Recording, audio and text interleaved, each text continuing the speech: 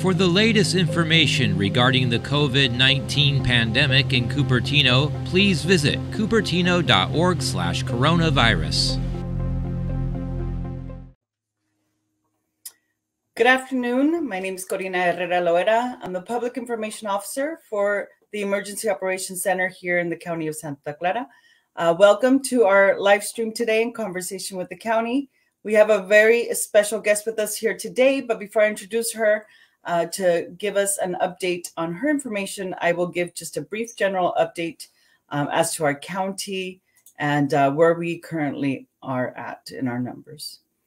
We have Gloria helping us in the background, helping work the magic, and she will be streaming the presentation today. Thank you so much, Gloria.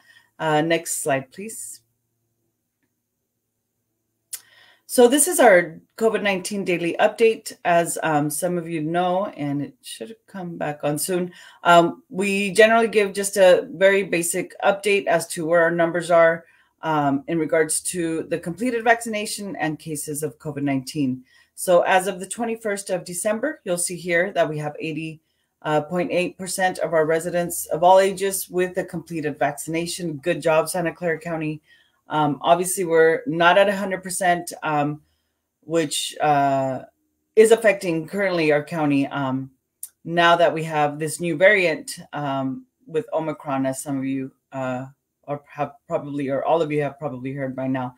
In regards to our new cases, 7-day rolling average, we have 187 as of the 21st of December. But as we are getting the numbers on a daily basis, the numbers are going up. So you most likely will see that number going up since it is the average of the 7-day rolling average. Next slide, please. And here you'll see in regards to the vaccination amongst Santa Clara County, and I want to just focus over here on the right of the different ethnicities that we have in our county.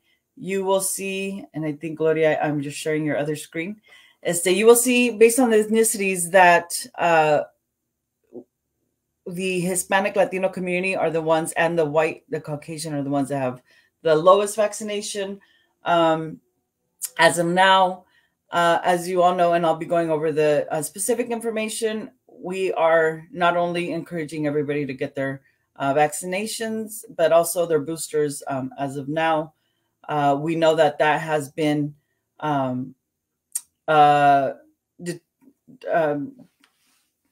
determined from going to the hospital. I have a personal experience. My husband tested positive 2 weeks ago for COVID, and luckily he had zero symptoms, literally zero symptoms.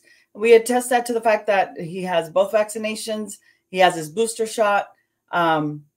So it works. And that's my personal, now coming back to Public Information Officer. Obviously, we are encouraging everybody as a county to get their vaccines and booster shots. Next slide, please. And so as you might all know, children ages 5 to 11 are able to get their vaccines now. And their dose is only 1/3 of that than we use for the adults. The adolescents, 12 to 17, are able to. And now the adults, 18 and over, of course, have been for a while. But the boosters, so most recently, in a couple of weeks ago, we had it go to 16 and over. It was 18 and over for a while. But now we are giving the boosters to those that are 16 and over and have received either their Pfizer or Moderna over 6 months ago, or their Johnson & Johnson over 2 months ago. And then additional doses are also given at the vaccine sites. Next slide. So again, everyone is encouraged to get their initial or booster shots of the COVID vaccine. Vaccines are our best available tool to help keep people safe and mainly healthy. Get tested regularly. Everyone should get tested if you have any symptoms or plan to travel or go to any holiday gatherings. Next slide, please. And so, as I mentioned, we are encouraging everybody 16 and over to get their booster shots. Everyone 16 and over is eligible, and you are able to get a different. So if you got a Moderna, and you get Pfizer, you are able to mix them. And but definitely make sure you come to the vaccine sites with your card and information. If you have that, I'm sure those of us that are vaccinated are all now carrying our picture. So just make sure you bring that. And if you don't have it, just let them know when you get there. And again, just a reminder, as you hear, our websites, the sccfreevax.org will provide you with an opportunity to make an appointment if that's best for you, or also give you a list of those sites that you can just show up and walk in. We also have a list of those sites. So sccfreevax.org, you're able to make your appointment and also look at our most recent schedule. Next slide, please. And we know that the holidays are coming for some. Some of us have celebrated. Some of us celebrated winter solstice yesterday. Some of us are looking forward to Christmas Eve, Christmas Day, the Gregorian New Year, whatever it is that you celebrate around this time.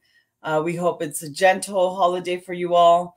And then just a reminder, if you are going anywhere and traveling far, the recommendation is to take the test at least 3 days before, so that you're able to get your result right away, right before you leave. Make sure you call that number, make an appointment if that's best for you. Unfortunately, we have seen many who show up thinking that they're going to get their results right away, whether it's that same day or next day. And that is most likely not going to be the case in our county sites. There is at least a couple days to get your your test result. So make sure that you plan ahead. If you are planning to travel safely. As we know, Omicron is really spreading a lot faster than Delta. So we just want to make sure that you're safe. And if you end up having it, right, that you end up having to quarantine for your safety and the safety of others, we ask you to make sure to test before you travel anywhere, and or go to any holiday gatherings, with more people than in your family, in your immediate family, or in your circle. We are not, at the point as a county, we're not shut down. I know a year ago, it's kind of giving us flashbacks of when the recommendations were to, stay at home. Obviously, we've opened up a little bit more since last year, but in regards to numbers and the situation, we want to make sure that we keep it at a point where it's not out of control, because as we know, it could easily spread and it could easily get back to that point. So if we all do our part, then we should be good. We get vaccinated, if we take our test.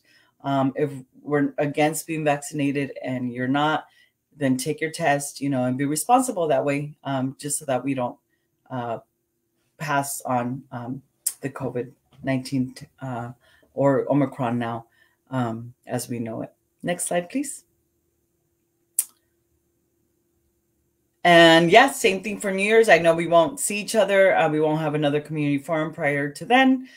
Some of you may celebrate the Gregorian New Year next week. So make sure that, again, you're just safe, and that you're able to not just keep your immediate family safe, but also those around you. If you decide to go to any restaurants or shop or whatever it is that you choose to do, that we all do it in a safe and healthy way. Next slide, please. And again, just helpful phone numbers that I'd like to go over on a biweekly basis in case you do need them. The COVID support line, 808-7770.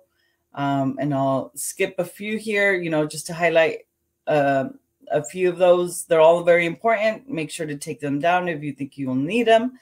But the mental health services number for our county, behavioral health, 1-800-704-0900. And our crisis hotline number, you never know if you might need it. It's 24 hours, 7 days a week, 1-855-278-4204. Or you can also text RENEW to 741-741. Next slide, please. And then just additional phone numbers. If the only number you remember is a 211, that's fine. You can call 211, ask for resources within our county in the different languages, and then they can guide you to the office If that's the only number that you remember, or you're somewhere and you're in need, you can call our center at 211 and then get directed again to the office that you might need. Okay. Well, thank you so much. And now we're going to bring in our guest for today. We have Teresa Castellanos here. And she is, hi, Teresa. She's with the isolation and quarantine team, the coordinator for our county, doing a lot of work, as we all know. Thank you, Teresa, for agreeing to being here and giving us an update as far as resources go in our county from your office, and how you and your team there can best support our community during this difficult time, for those of us. When my husband tested positive, we're blessed that he didn't have any symptoms and that he had a place to quarantine. But I know that, and that I was able to have my daughter right away and at her father's house. But I know that a lot of us aren't as lucky to have a space in place. So if you could please give us those resources and information. And then just to remind the audience, thank you for joining us. We'll have time at the end for any questions and answers. So she'll be here to be able to answer any questions as well. So I know Gloria has your presentation up, so we'll go ahead and bring her in. Okay. Thank you for the invitation to share this important information. So I'm going to give you quite a bit of information. You don't have to memorize it. And I block my camera because I distract myself. So I will talk about two important programs that currently exist for renters. And a lot of this is because we know that there was an economic impact to COVID and that a lot of people lost jobs, that a lot of people had to cut down the number of jobs, and that there was a rental crisis even before COVID hit. So once COVID hit, we know that there's a situation where a lot of people owe back rent.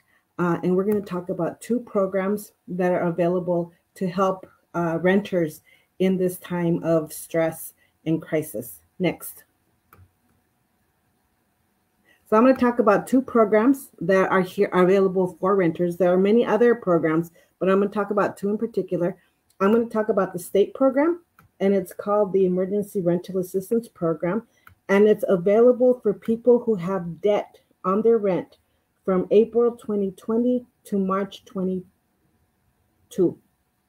So what this program does is it can give you a maximum of 12 months of rent past due and up to 3 to 6 months of future rent if you qualify for the 100% of the assistance available. And some people might qualify for a smaller percentage of the assistance is available depending on their circumstances. And we'll talk a little bit more about that in a future slide.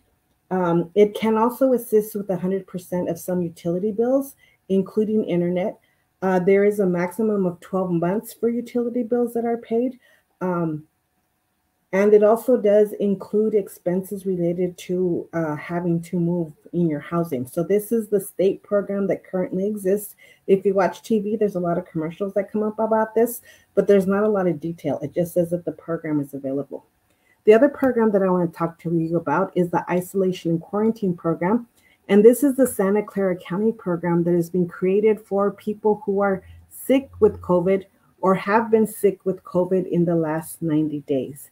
And the idea of this program is to give some financial assistance so that people can stay home while they're sick if there is no sick time at their job site. So if you are sick and there is no sick time that is being offered, the idea is that the county can offer some rental assistance or financial assistance. You get to choose. Food, so a box of food that feeds you for 10 days while you're in isolation, and a hotel room if you're living in living conditions that do not allow you to isolate because there's too many people in the home, or if you're living in a car, or if you're living in if you're homeless or living in a shelter.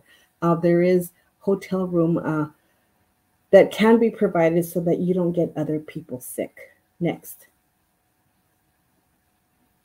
I do want to mention briefly that for a lot of people, they have the concern that public charge could be an issue because of future immigration statuses that people want to change. The federal government has declared that in the context of COVID, Any assistance related to the pandemic is not considered public charge. So that means testing, vaccination, hospitalization.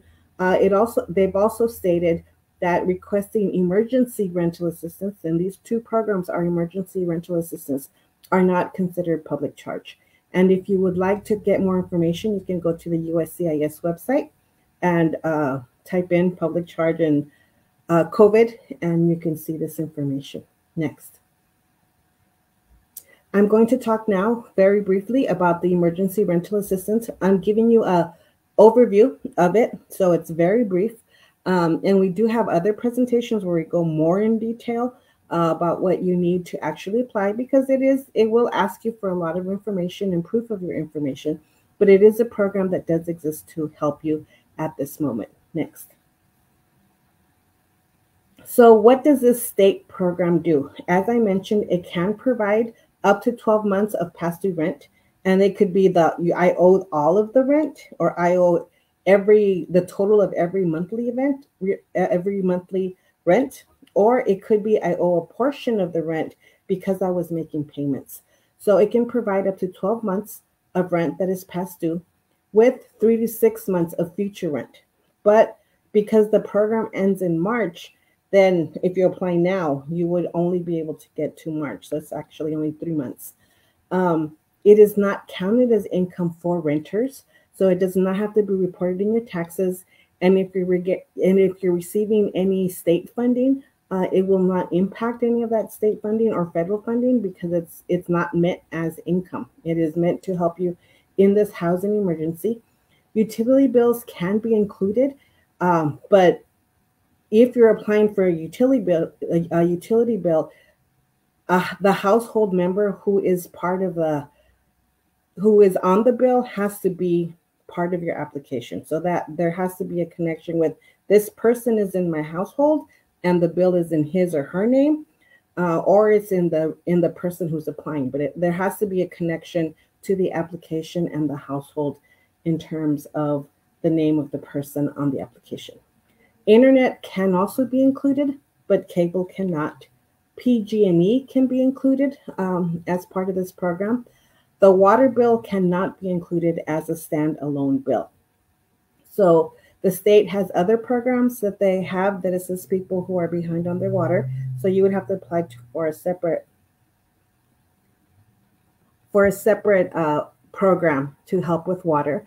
But if the water is part of a general utility bill that is charged with the rent, for example, all your utilities are combined together in one portion of the rent, then it can be included. You will be asked to identify yourself and provide an official ID. So that can come from any government that says this is your name. We do recommend that you use your official name, because a lot of times people change their names or use different versions of their names, and then it's not on your ID. So that will cause complications. So we do recommend, and you do have to submit a picture of your ID. So we recommend that you use the name on your official ID. The applicant will be asked information regarding household members. So you'll have to list all of your household members, including birth dates, and you will have to provide IDs, but not for minors. The application will also ask for every month, how much of the rent did you pay and how much is owed. So making sure that you develop a list of every month from April 2020 to the present, and that way you can document how much you owe. And you will be asked to provide the landlord's information. So because this is to pay the debt for the housing. So you will need a name and contact information for the landlord. And you will be asked to provide supporting paperwork. So you will have to scan documents to be able to apply to this program. Next. So these are the requirements. The first requirement is that you provide proof of financial hardship due to COVID, and that you are at risk of homelessness or housing instability. So having proof that, okay, I owe this much rent is enough. You have to be below 80% of the area median income, which is very high in Santa Clara County. It's over 80,000 for one person. So a lot of people do qualify for this program. And when you create your account to sign up for this program, they will ask you for a password that includes 12 characters, one uppercase and one lowercase, a number, and a special character. I do recommend that if you decide to apply, you figure out what the password is, because you will have to remember it. And so just think about, hey, what is easy to remember that has 12 characters and can meet all this other information that the password needs to include. Because if you set it up and then can't access your application, it'll make it a lot difficult. There is a phone number you can call, but it because of the number of requests, it might be difficult to create a new password. So we recommend that you think about your password before you apply. And if you're watching this and are thinking of applying, go ahead and take a picture of this slide so that you can have the information about the eligibility requirements. And I'll wait for a couple of seconds before I move on.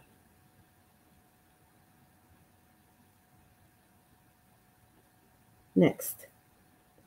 So what are the documents that I need to apply? Again, I would take a picture of this if you're thinking of applying or want to share the information with somebody else. You need a government issued ID. You need to verify your address. If your current address is on your government issued ID, then you don't need to do something separately.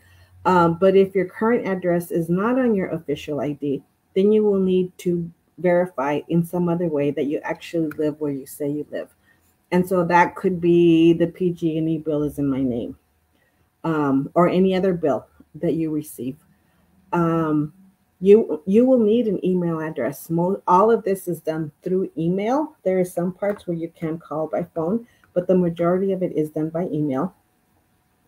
And you need something that verifies how much rent you own, which is something that you can typically get from your landlord, saying this is how much is owed at this point. And then you need a verification of income. And you only need one of these. You don't need all of these that I'm going to list right now. You only need one. And they include, it could be your tax return from 2020. It could be your W-2 or your 1099-G for 2020 if you were unemployed. It could be your current check stubs. It could be proof of participation in a federal or state program such as CalWorks or CalFresh. If you are paid in cash, have zero income, or no proof of income, you can still apply. This will be addressed in the application. There will be an attestation that will ask you to fill out the paper, to fill it out. And you could declare that, I get paid in cash, or I have no income, or I have no proof of income. And if you are asking for assistance with utility bills, you will need to provide the actual bills. So for example, the PG&E bill is 9 pages. You'll have to provide all 9 pages of the PG&E bill that states how much debt you currently have. So next. And this has to be after April 1st, 2020 for any of the utility bills. Next. So just quickly, some expectations in this state program. There is no information requested regarding criminal history, citizenship, or immigration status. And as we already mentioned, regarding cash or zero income, there can be an attestation in the application if there is no documentation to verify income. Remember, though, that this is a government application. So make sure you always put what is true and correct. You will have an account that you can access to see your status immediately. We recommend that you log in every 2 weeks. It may take 2 to 3 months for someone to actually call you, and they will call you once. But you can start checking your application a week after you apply. And if there's anything that is pending, or there's anything that needs more clarification, they will tell you on your account, we need you to do this, and that way you keep up with any changes or additional requests that are being made in the application process. You can also apply only for the assistance that you are responsible. So say, for example, that I live in a 3-bedroom home. I am only renting 1 room. I can also apply. Ideally, everyone in the household applies so that you pay off all the debt, But say I'm the only one that wants to apply or feels safe enough to apply, you can still apply for the debt owed. So you can apply just for your one room that you are renting. Next. So now I'm going to talk about our county program. And this is the program for people who are sick with COVID. And the goal of this program is to keep people from going to work. So if you are sick with COVID or have been sick for the last 90 days, you would qualify for this program.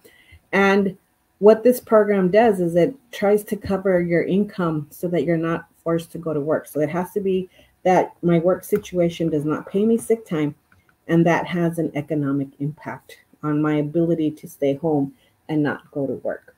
And so this is for people who've tested positive in the last 90 days or live with someone that has tested positive in the last 90 days. And what it does is offer financial assistance or rental assistance. They can do a food delivery and also cleaning supplies.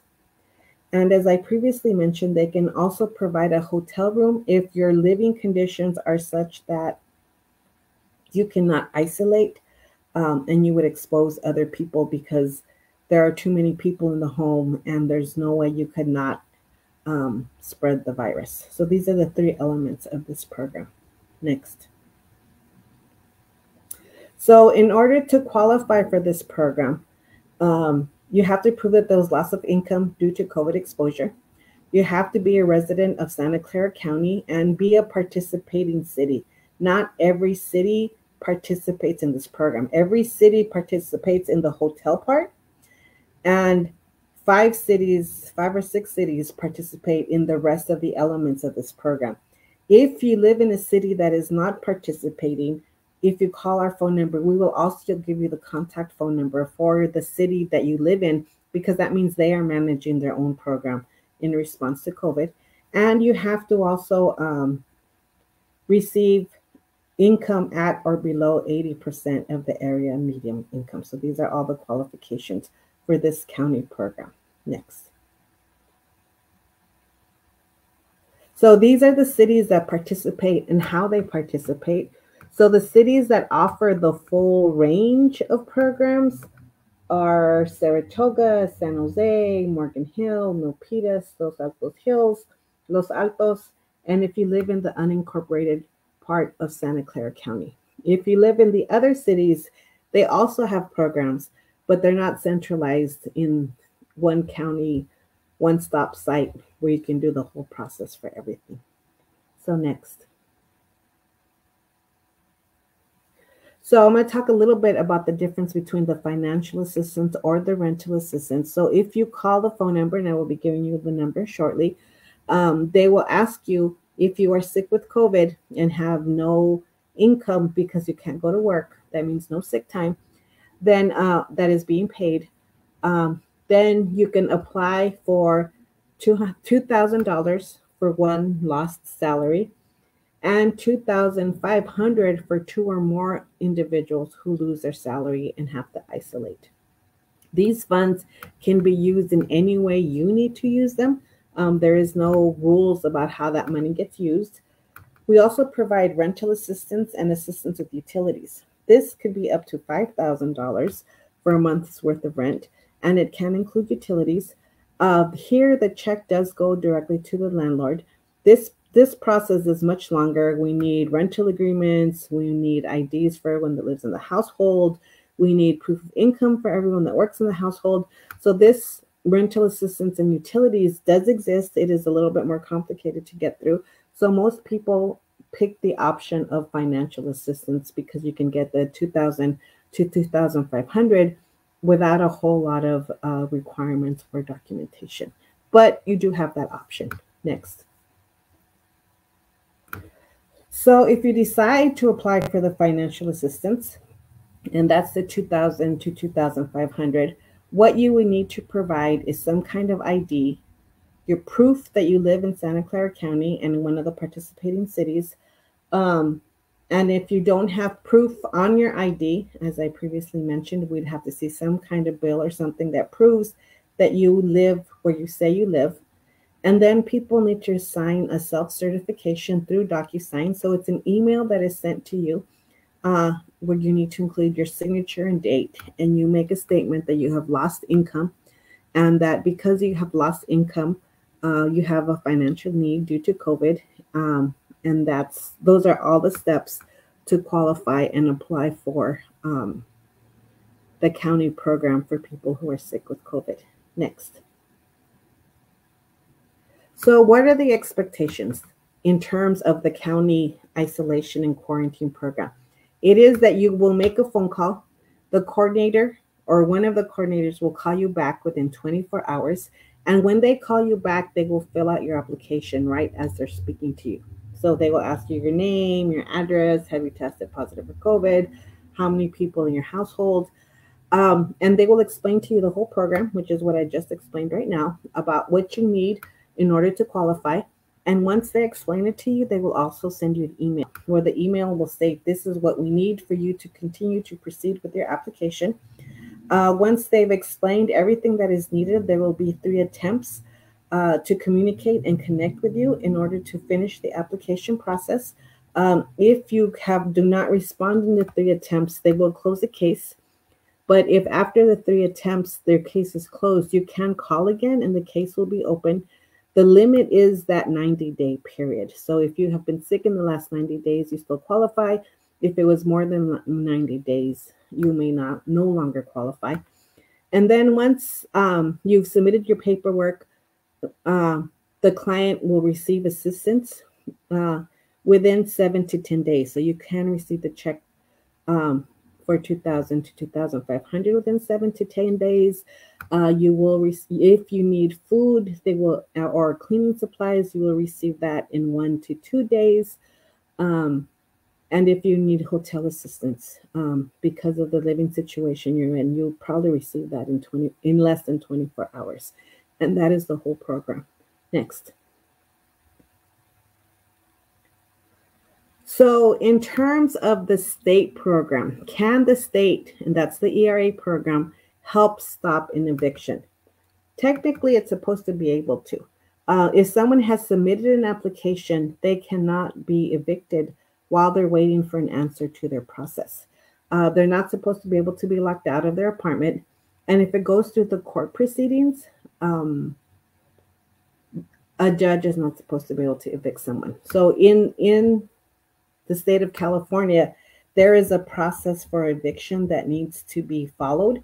Once you get the 3-day notice, or once you get the court summons that say someone's trying to evict you, there is a process that needs to be followed. So you don't just immediately just leave the household, but they need to take their follow-up steps.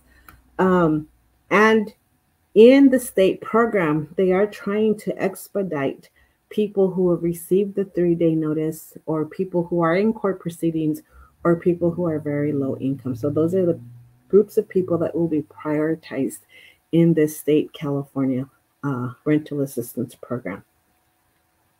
Next. So if for some reason an eviction process starts while you're applying or while you're thinking of applying, please take a picture of this slide. These are the legal resources in Santa Clara County that can help you in your eviction process. It's the Law Foundation, Project Sentinel, or court-mediated programs, and those are at the courthouse. And the idea is that these agencies help you in that eviction process. They provide free legal assistance. And if you go to if you call them, they are also prioritizing the callbacks for people who have received the 3-day notice or are in the court proceedings for eviction. But they do have a lot of websites on a lot of webinars and they have a lot of webinars on their website about what are your protections as a renter in the state of California, because a lot of things have changed since January 2020. And then local cities pass certain ordinances that also could help if you are in an eviction process. So they do have videos on their website that explain your rights and the process. Next. So if you are sick with COVID and you are going to lose income and have no sick leave in your work, you can call the assistance line for isolation and quarantine. And their number is 408-808-7770. You can take a picture of this and you can share it. As we have already mentioned, it does provide hotel placements if that is an issue in your household and you cannot isolate and quarantine. It provides a box of food for 10 days and cleaning supplies if necessary. And it can provide financial assistance or rental assistance if necessary. So, and here is the number again. It's 408-808-7770. And it's meant to help you stay at home so that others don't get sick during that 10-day period. Next.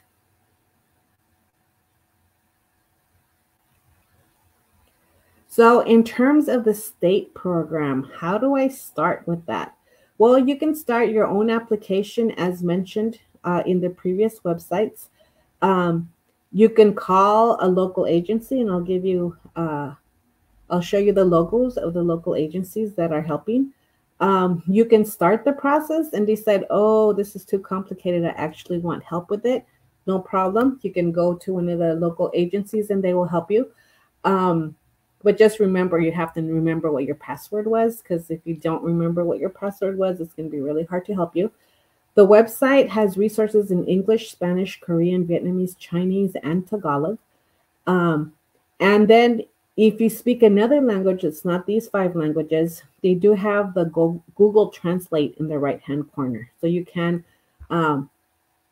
ask the page to translate, and Google's gotten better in their translations. If you text 211-211, they will give you initial screening questions for the state application. They will link you to the website. So just 211-211, and they'll ask your language of preference and connect you to Housing is Key. So Housing is Key is the website for the state program. Next. So here, this is the website. And so it is Housing is Key, or you could go to La Vivienda es Clave, or you can Google housing.ca.gov. So this is actually the picture of the website to apply. And again, you can apply on your own or you can get assistance. And it says resources for renters and landlords in this rental crisis. So next.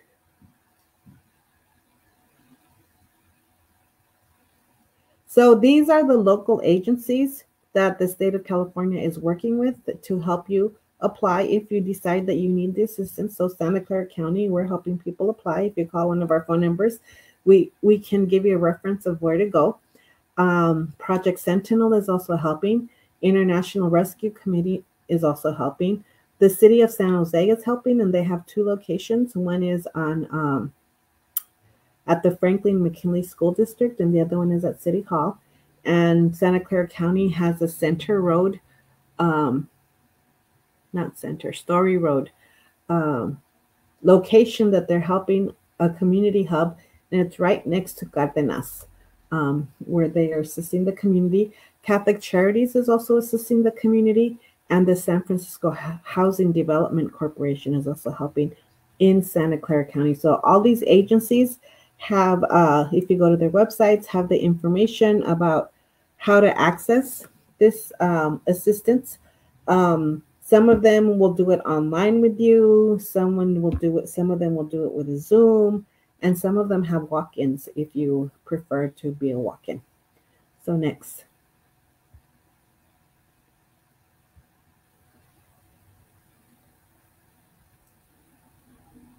And so with that, that's our whole presentation. Questions? Thank you so much. That is so much information, but all of it's so important and relevant for many of us during this time. So I do see a few questions on the stream. I'm going to go ahead and go down the list and just read them off. Some of them are related to the first piece of the presentation of our stream today, and some of them are related to this. The first one, we have Frank O'Hearn, welcome. And he was wondering how many hospitalized and how many deaths. And just so you all know, we also had Blake here who posted the website. Thank you so much, Blake. And this one is for the CDC. And then we also have the website for the Santa Clara County with that answer. I did look during the break, and the last time it was updated was the same number as reflected in our presentation. So the last number is as of December 21st, and it has a 7-day rolling average of 100 and I think I said 87. But the actual numbers are there, so that if you are interested in looking that up on a daily basis or regular basis, you are able to go in there and get the actual numbers at those websites. So thank you so much, Blake, also for joining us and putting those resources on there. We have Tamara Mosawani Alvarado. Hola, Corina. Thank you for this info. My booster shot experience was very smooth at the fairgrounds.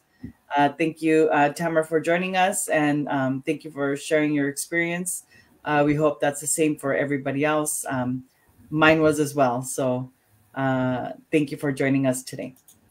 And then we have Monica Miki Pirosoli, who is wondering, Teresa, if there's any help for PG&E assistance. I know you mentioned some of that, and I don't know if you have it offhand or if you have an answer for Monica. In the state program, if people decide to apply for the whole package of rental assistance, PG&E is included. I will also say that PG&E has created special programs because of the pandemic, and so I would also follow up with PG&E if that's the only issue you have. Okay, thank you. And thank you, Monica, for joining us. I have a couple questions, Teresa, that I have here in regards to the program. Some of the information you might have covered, and maybe we just need repeated, or some might be just new information. My first question is, what if someone lives in a home with multiple households? Can they still apply? Yes, the answer is yes. And we mentioned that briefly in the presentation, and we gave you a shorter version of the presentation than we typically do. But both the state and the county take into account that we're living in a housing crisis era, and that a 3-bedroom house could be 3 households or more.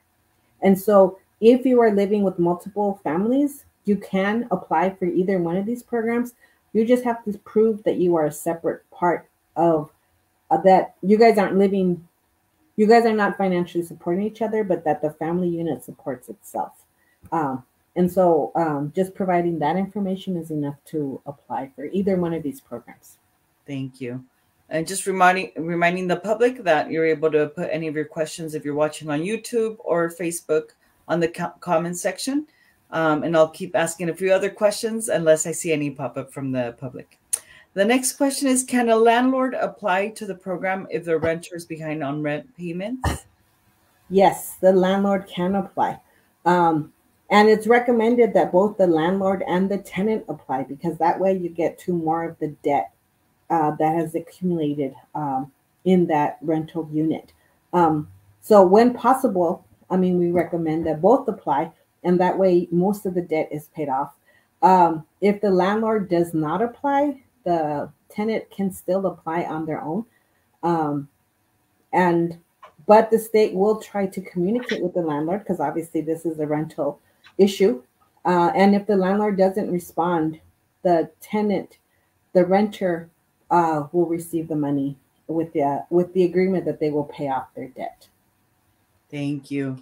And can a renter apply to the ERA even if the landlord does not want to, Yes. participate, be a part of the program? Yes, which I previously answered the question before it was asked. But yes, the landlord can apply on their own. Sorry, I said that wrong. The renter can apply on their own. They don't need the landlord to apply. But if the landlord decides to apply, they will need the renter to fill out some paperwork. And so the best circumstances to cover the most debt is that both apply. Sometimes the conditions don't allow for that, and the rentee can apply on their own. Okay. And this next question sounds like you've answered it, but I think it's important to just rinse and repeat and make sure that we're understanding correctly, depending on what area we fall under. And I know a lot of people also will see this video later on YouTube, so just to make sure we're getting the information out. So can a renter apply if they are subleasing? Yes, a renter can apply if they're subleasing.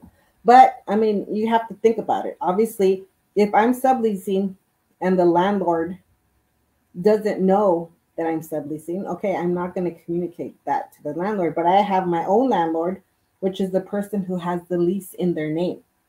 So, my cousin's name is on the lease. I rent a room from him.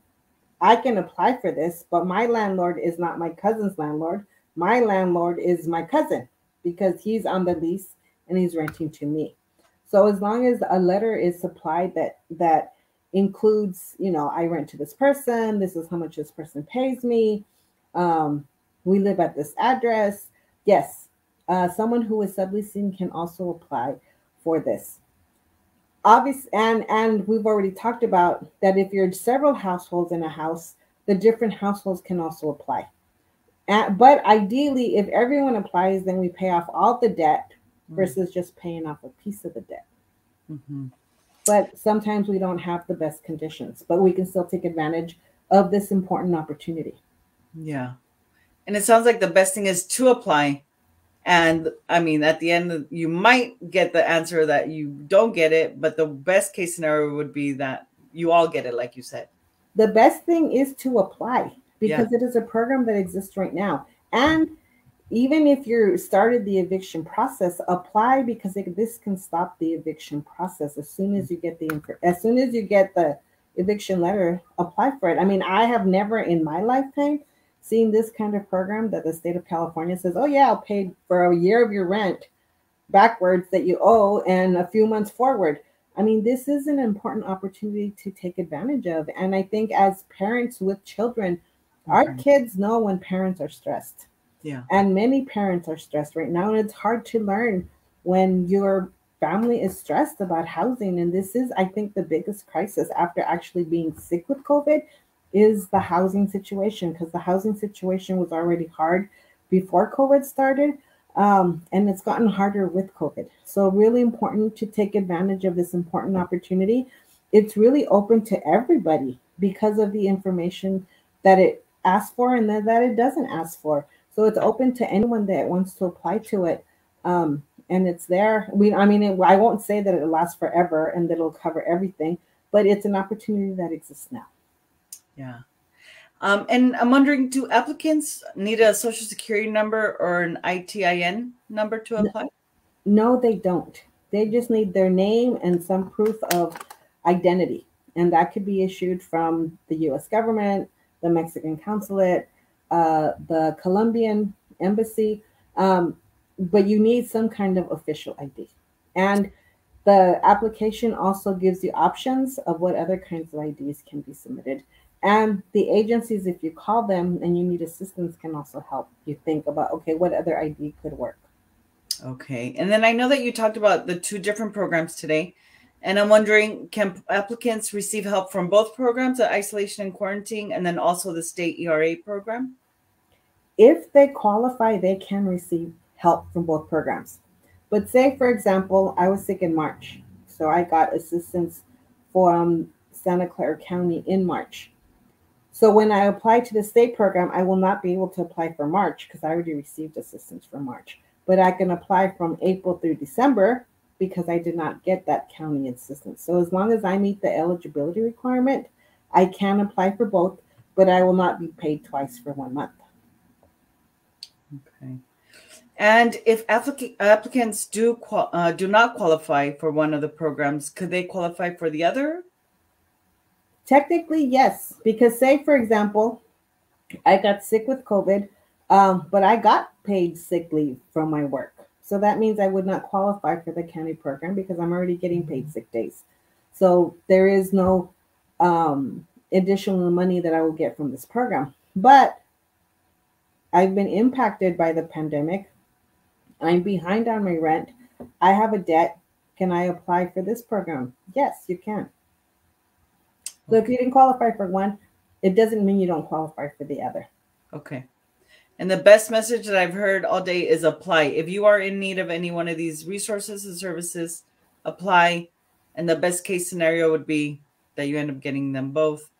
I don't see any other questions here from the audience. I'll give a few more minutes here. I'll ask my last question, Teresa, and it's more on a personal basis. You know, I know the holiday times aren't happy ones for all of us. For some of us, you know, it might be a little too stressful sometimes. And so I'm just wondering, are you doing anything different this holiday season to have a gentle holiday season for you and your family? I think what we're going to do is brief visits. Normally we hang out with family all day for days on end.